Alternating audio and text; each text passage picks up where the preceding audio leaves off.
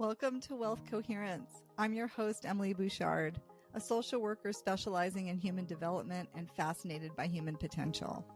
For over 20 years, I've been a coach to families with successful businesses and leaders with successful careers, and you may be surprised to learn that true wealth is about coherence. When our inner state of being aligns with how we live, give, lead, and love. In this series, we will explore an integrated model to flourish coherently, because wealth isn't what we have, it's who we are when we are fully aligned. Welcome to this edition of Wealth Coherence, where I am being joined by one of my favorite people. I've known Pam for years. Pam Teagarden is an exceptional, oh my gosh, I have to say a huge Renaissance woman. Your background is fascinating, and she's worked globally on 3 continents. She's started businesses. She's been a major consultant to businesses, family businesses, major corporations. And most recently, just learned, because I've been following her, and we also know each other personally, about a new app that she has developed, which is all about women mentoring women and mentorship being operationalized in a really effective way. And I said, I have to have you on my show, and I really want to find out, why an app? Why mentorship? Why you? And why at this time? You're launching it in Women's History Month for a reason. So I'd love for you to share a little bit about your background and why this is the right timing and what you're doing with this particular app. I am so glad to be here because you're also one of my favorite people. And just being in your orbit is an honor. So that is already a thing I'll put on my resume.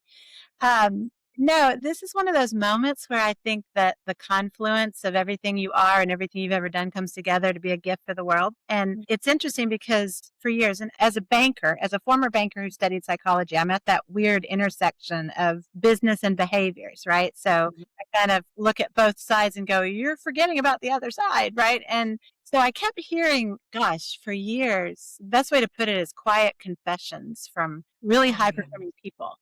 They were saying things like, I'm good at what I do, but it's harder than it should be. Or in family businesses, I learned this from my dad, but it feels like I'm fighting myself when I do it. Kind of just trying to adapt and adjust to what was expected of them. And to me, they weren't struggling people per se. They had the capability, they were accomplished, they were respected, and yet they were spending enormous amounts of energy trying to be someone else or what someone else thought they should be. And so I realized the problem wasn't competence or resilience or anything. It was misalignment, but of what? I wasn't sure what. And this goes back to some of the conversations you and I have had about personality tests and vision framework, values frameworks and leadership models, and they're all great. They're aspirational, they're idealistic, they're what everybody wants to become. But we have to figure out a different answer, not who the person is. That's a part of it. But we need to understand how they resonate, the nuances of how they think, how they decide, how they perform. And so that was the catalyst for capability intelligence. It was the ability to, like of a GPS, like to position your capabilities every day so that you're working in the best way for you under pressure with this person on that task. And it just became a way to clarify a lot of things that we were very optimistically trying to become into what you could work as you actually operate and be more successful than before. Do you tie those into the traditional KPI framework that businesses often use? So, people feel like they're constantly being measured by these metrics that seem to have moving targets, or they're not really sure, is this really reflecting my best capabilities? So do you tie that in? Absolutely. Because for the first time, if you think about measuring who you are against what you need to do, that's apples and oranges. So you have to translate that. You have to translate who you are into that goal or that KPI, that OKR, whichever version of all the acronyms you're using. You have to translate yourself into that. Well, if you actually understand the performance mindsets that just are making these micro decisions about how you approach your work, if you understand that, then you can actually position yourself personally for that goal, for that KPI. So if I were to say, you and I have to get to this result, you go about it slightly differently than I go about it, but we can actually go about it as we are. Right. And so it literally ties very directly aligned because it's in business language, not personality language or values. But The other reason I wanted to talk to you about this is because you mentioned family businesses, and a lot of my audience are either advisors working with family businesses or family offices or family business owners or people working in them. And one of the biggest issues that I'm often brought in to address from a governance perspective is like family employment policies, or we have a next gen that we need to be in the company, but we don't have a role for them. And this role clarification is so essential. And then also having a clear like trajectory in terms of who am I in my development of my professional career, and also what's possible within the structure of the family business, and having clear standards and for performance in the role, for qualifications in the role is so helpful for the rest of the family for understanding why that particular family member is in that role and how they're being measured and assessed. It's such an important part of business. And it sounds like you're making it so that that person's authentic self and their purpose gets to be incorporated into that. yeah, and it's actually funny because when you touch upon it the way you described it, there's actually two things working at the same time. There's Mhm. the sort of succession planning of getting the next generation successfully into the business, whether that's in a new role that we have to design or in the Mhm. role that exists. But there's also the fact that the business is changing. So when we do a succession Mhm.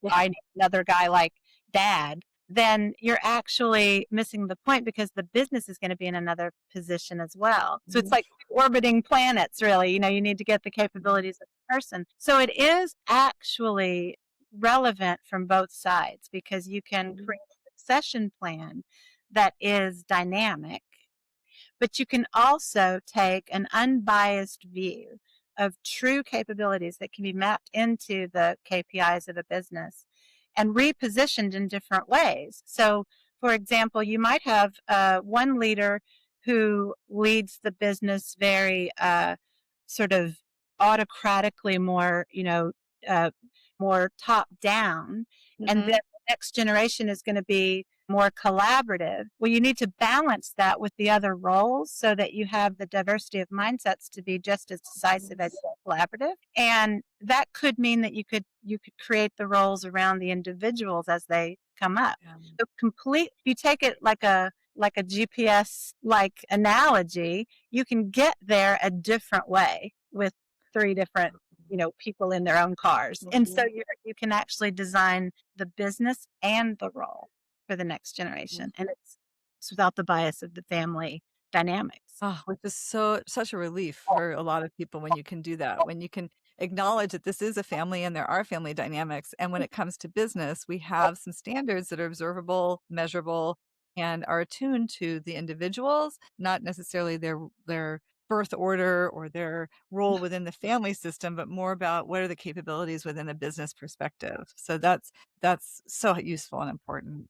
Well, and I got Yeah. into it accidentally because if you think about all the startups that I was doing, there's always a lot of nepotism. It's the husband and wife, or it's the husband and the son-in-law, and it wasn't necessarily the family business in the sense that you're talking about, but it was family. And I Mhm. realized that they were making some really, they would say, don't work with your family. And I thought, why not? If you're going to work on a relationship, work on it deeply and thoughtfully and carefully and spiritually and all Yeah. of the work that you want to use, because go deep, right? But do Mhm. it so that you're using the different points of view, business and family, same Mhm. person, different aspects of stress and tasks and things that they are Yeah. being asked to do. And I think the other point that's really important too is in those startup situations and businesses where they're looking for revenue and income coming in to support them and investment. Oftentimes, friends and family are the first investors, Yeah. and you have some sort of standardized system that they're aware of that you're using to really make sure that they know that you are in the right role and for these reasons. That brings a layer of a trust that can happen that you can observe. Oh, this is reliable. Oh, this person has the competence to be in this role, and this is why. And Yeah. that really helps for people to feel better about their investment and to feel better about being part of it when it's also family as opposed to, nope, we never invest in family, or we just blindly invest in them, but then, it doesn't, go like having a way to be able to bring some assurances around competency is important. Well, you hit on something really important because it is actually trust. Like the Mhm. speed of it, by giving this kind of framework around it, you can trust in business in a different way. And wouldn't you rather invest in family to make the expansion of your wealth and the expansion of your reach and all of that a legacy in your own family? It just kills me that people would say not to do that. And yet really have to have a very structured system so the emotions are not, allowed. Yeah, it's an infrastructure of trust that you Yeah. can build into the system. That's fantastic. And now with this and this wonderful, like all this history and background that's brought you to here, I'd love for you to speak a little bit about mentorship. Because when we talked about that recently, I didn't share this with you, but I first heard the term femtor from Sandra Yancey when I was part of the eWomen Network. And that was in the early 2000s. And I was just launching my coaching practice. And I just found it so inspiring to be around all these women that were super motivated and motivating each other and giving each other wisdom and support and encouragement and really shoring each other up. It was a huge part of my life and being able to step out as an entrepreneur because trained as a social worker, I was used to working in agencies, not on my own hat and being a business person. And it was extremely helpful for me. And I often will play with, I've had some amazing femtors in my life. Amy Zender was my femtor when I was at US Bank at Ascent when I worked there, and Karen McNeil. They really helped me understand what it meant to work in corporate America and to be in a leadership role there. And then I had amazing femtors when I was at PNC at Hawthorne as well. So I'd love for you to share a little bit about your inspiration for what you've done with this model that you've created and how you're utilizing it for women and their mentorship with each other. Yeah, and you hit on something again where mentorship is as good as it is with the mentor. And it's not as structured, it's a lot about the advice someone gives you. It's a lot about, sometimes it's about passing on the sacrifice that I made and, asking you to understand that. And hopefully you don't hit that. And all of that is a lot of noise. So to get mentoring right, it has to be, if you think about the word, it used to be we said counseling and then we said coaching and then we said mentorship and then we said sponsorship and allyship. All these things mean the collective vision of helping someone become better. And if you get the right mix of person and next step, then you're very lucky. And I don't mean that those people were not good mentors. It was only luck that put them there. But there isn't anything that makes it structured generally. And I would like to, and this is where I was sitting with capability intelligence when it first came to me, and I mapped it all out and I understood the assessment of it and the framework that I had. I thought, where can I put it? Do I knock on the door and, become a leadership model for somebody, or do I go someplace where I can make the most impact? And the two places were women, where I could help close the leadership gap, and then the family offices and startups that I could help stay in business generationally or beyond the funding and help people that were diverse owners stay with their business after it went public. And if I could go there, it would have to be not really, it couldn't be like courses and workshops because these were lots more of the individuals and small businesses and such. And sometimes women don't have other women in the organization, so we need to come to the world with a structure and say, let's get together and let's close some gaps. If that's family businesses, it's about making sure that generational transfer happens smoothly and with all the wealth and care and thoughtfulness. If it's closing the leadership gap, and I thought if mentorship would make a really good framework that everyone could understand. I can go and mentor another person. And I thought, I shouldn't be the one that has an app that mentors others. I should be helping mentors mentor others. It's just a bigger, expansive, more impactful way to do it. So the two aspects of this mentoring program that I'm doing for mentors is that framework, that capability positioning framework. And then I also sort of mixed in what I do when people come to me and want a board seat.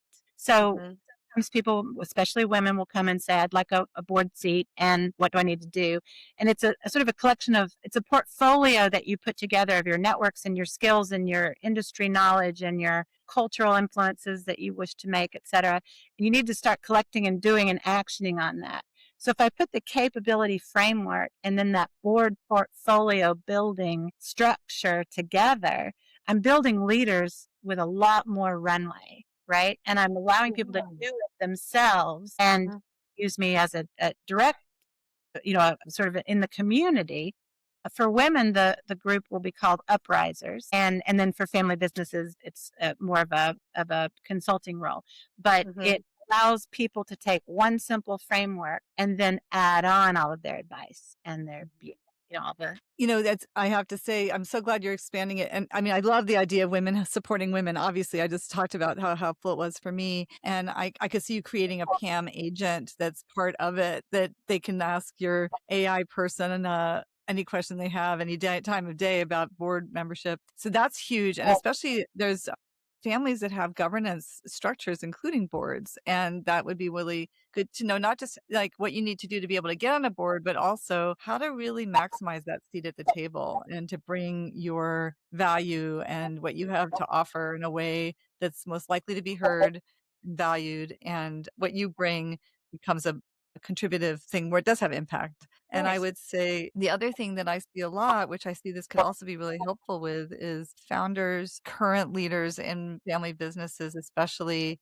that know that they need to transition and maybe hand over the reins, that there's such a strong identity in their role that having a really clearly defined role that they can step into and to learn how to be effective mentors of the people they're going to be, giving leadership to is so essential for them because it's a different skill set sometimes than the skill set that allows you to be very successful in a leadership role, Yeah, to launch a business. well, you're absolutely right. And I think what people, again, with the succession can't be dad is making daughter into dad, right? You can't do that, right? You need to be able to mentor someone to become themselves in the business that is asking for X or Y, right? And whatever, capacity the business is changing or not changing. And so it is a very difficult thing. And so I think a simple framework that at least gives you if you do this, you have a foundation is not Mhm, a bad place to start.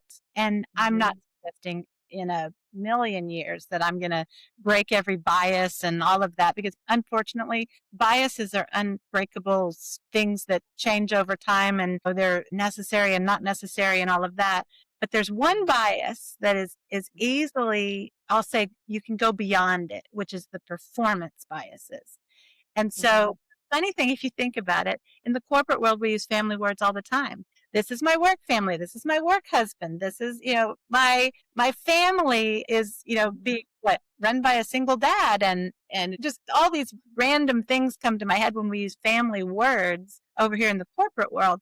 But you can't help. That's what people want is connection and all of that sort of thing. So I decided to just think of it like, how do I be myself in every capacity of and what does a family want but you to grow up and be successful and wonderful, but then also there's a business. And so if I could put those two together, then I felt like I was really helping people act like people and get what they want out of other people in terms of those connections and relationships, but also the business could continue to sustain because that performance bias was the one I was breaking.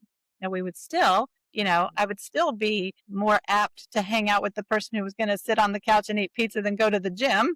I'm not even talking about the biases we speak of. There's biases in every moment. But at the same mhm, time, all we need to do, it's not as if we need to get along in every situation like world peace is asking. We need to get to work better together. And that in essence makes us get to know each other better. So I think I'm using family on both sides anyway, right? It just feels like a natural way to make sure that when they do take on that new skill, that they're doing it in a way that doesn't take away from the family, but it really increases the business. And that's on both sides. If I use family words on the corporate side too. yeah. So, in honor of Women's History Month, I would like to ask you, I know just a little bit about your unbelievable history and past, but didn't you like go to Russia to open up like a division as a woman was it in the 80s? Like, what did you discover in terms of what does it mean to be an effective woman in leadership in a completely different culture than where you were from? Like, I'm guessing you might have some wisdom to share with us about what you A experienced and whole nother podcast. No, it's funny because I was speaking to the Girl Scouts not too long ago and I was trying to tell some younger children, younger girls, answers to their questions about what made you you and why are you successful or whatever. But yeah, I graduated in the late 80s and I graduated in finance. And I went to Russia to, in essence, rewrite the banking laws. I say that sounds grand. I was a baby banker and there were lots of, people over there and we were young and knew the words to use and did what we were told. And it was so exciting. It was just the most amazing thing. And what I told the Girl Scouts is, I was given an opportunity to go to Russia in my 20s and I I said yes, and I don't know why. I think what I said was, why not? I think I learned that you can Yeah. say why not instead of why. And it's probably the biggest sort of, I would say, value or character trait or whatever. I say why not to pretty much everything. I mean, I am somebody telling you that I want to close the leadership gap in the world. Why not?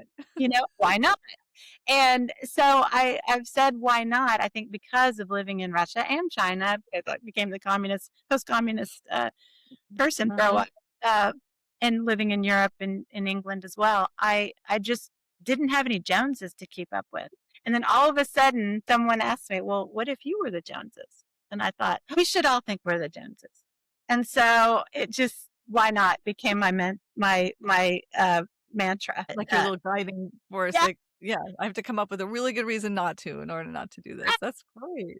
lots more stories about Russia and the craziness of the time period, but that is literally what I got out of it that has Mhm. time tested with me. And I'm contributing author to 2 chapters to a book called From Echo to Athena, and it's all about empowerment of women in the family office space. And I wonder, with all of your background and experience and the different roles you've played, even in a very male-dominated sphere and a lot of different sectors, and what would you say are some, I don't know, important words of wisdom besides why not, that would be helpful for women that really do want to step out more fully and be their authentic selves in their roles of leaders and their families, in their businesses, in the world? I would say, and I literally, you didn't set this up for me to say this. It's capability intelligence was almost built for that. I mean, it Mhm. wasn't, of course, because it would include men as well. But women have never had the ability. If you think about it, we started out wearing suits that had shoulder pads in them in the 80s, and maybe some of the people Mhm. listening don't remember that.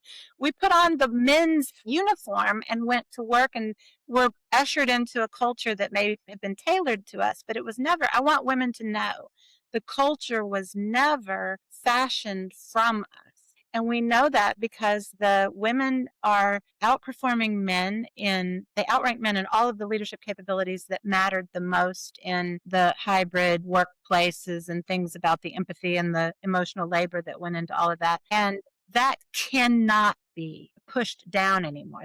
We've got to pull that up. If people need that kind of leadership, we need to make sure that women's voices are not ignored in the culture. And so I find it important just knowing that, just remembering that, yeah, don't forget, I have something to say. And of course, the what is it? The man who has the answer and the woman who knows what's going on.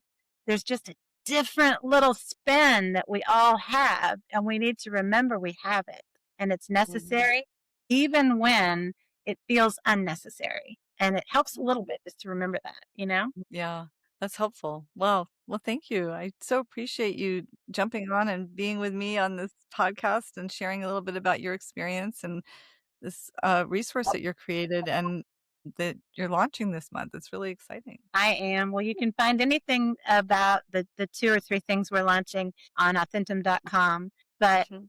I tell you what, if you told me to walk to California to see you, I would do it because I just think the world of you and what this podcast has already been. It's just amazing. So thank you. It's wonderful to get to connect, and the things you're doing in the world are great. And on authentum.com, just as an aside project, Pam created a way to buy t-shirts and other swag that all the proceeds, like everything that's made from it, goes to supporting people in need, food Yeah, banks and such. It's it started because of the elimination of the DEI protections and things that Mhm. are happening in the current situations and in the administration. But then also the food banks, once it became clear that we were having a lot of people in need. It will, every t-shirt or hoodie or water bottle or whatever, it will say where the money's going. And most recently we did one called Food for Thought, which was for the food banks. And then we did help with the DEI, helping some of the people that lost their jobs in the government. So yeah, I just think helping people, I think work in life, it needs to happen in both sides. So it will always be my side. And I love the story about this because Pam was a mentor to a person who created this way of doing this kind of business online to help people become entrepreneurs and make money and sustain themselves. And then she said, well, let me learn about it, mentor me, show me how to use it. Then I can better mentor you. And now she's using it for good. So it's just another great example of what can happen when we choose to mentor others and really show up. Kind of mentoring is when you get mentored both ways. So I think that was important. Yeah. That's great. So we'll make sure in the show notes that we have links to your site, to your LinkedIn, and your bio. And thank you so much for being here. Thank you for having me. Yeah. Thank you for listening to this episode of Wealth Coherence. If it resonated, I'd love for you to share it or leave a review. This will help others find their way to this space. And if you're ready to keep exploring what it means to live, lead, and give from a place of coherence, head to emilybouchard.com to stay connected. Until next time, be well internally and allow your external life to be the fullest expression of who you truly are.